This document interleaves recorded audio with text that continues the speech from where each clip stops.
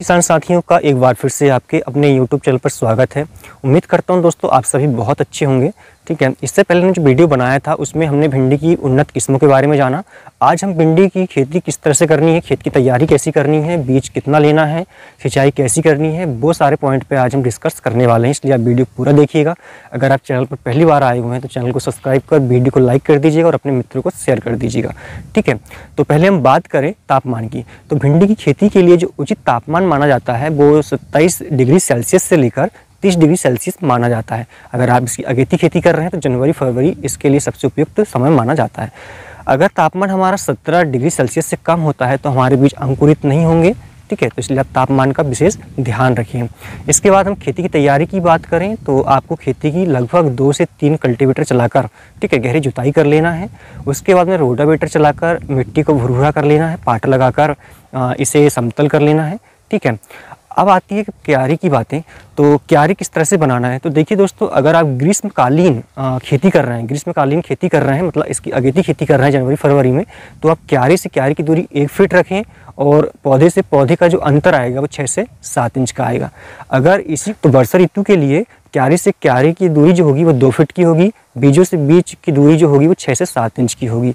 ठीक है दोस्तों, और बीज मात्रा की अगर हम बात करें तो बीज मात्रा की जो हमारी सिंचित अवस्था में अगर सिंचित खेती है हमारी, उस अवस्था में अगर आप खेती कर रहे हैं तो इसके जो बीज की दर है वो 1 से 1.5 किलो पर्याप्त होती है।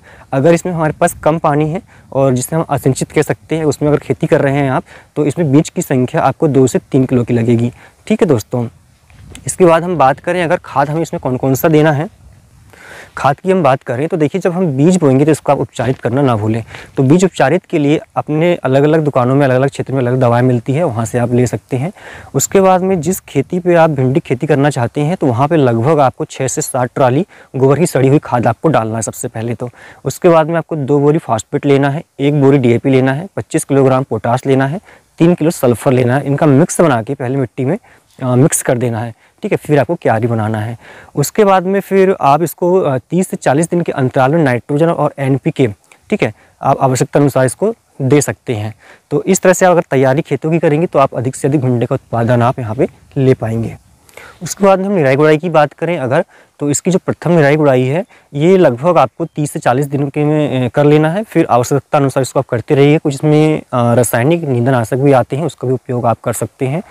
अगर सिंचाई की हम बात करें तो देखिए, ग्रीष्मकालीन में मतलब जनवरी फरवरी में अगर ग्रीष्मकालीन की तैयारी कर रहे हैं या बोनी कर रहे हैं तो इसके लिए सिंचाई जो है वो आपको, जैसे कि अभी तापमान कम है तो इसमें आप 8 से 10 दिन में सिंचाई कर सकते हैं। जैसे तापमान बढ़ेगा मार्च अप्रैल में तो इसकी जो सिंचाई है आप 5 से 6 दिन के अंतराल में करें। अगर आप वर्षा ऋतु में कर रहे हैं तो सिंचाई करने की आवश्यकता नहीं है। अगर लंबी देरी हो जाती है वर्षा होने में तो उस बीच में आप सिंचाई कर सकते हैं। तो इस प्रकार यहाँ पर आपको हमने भिंडी की तैयारी किस तरह से करनी है सारी चीज़ें आपको बताया। उम्मीद करता हूँ ये वीडियो आपको बहुत पसंद आएगा। ठीक है, और ये वीडियो अधिक से अधिक अपने मित्रों को शेयर कीजिएगा। इसके बाद में जो वीडियो आने वाला है उसमें हम सारा चीज़ डिस्कस करेंगे कि इसमें कितनी लागत लगती है।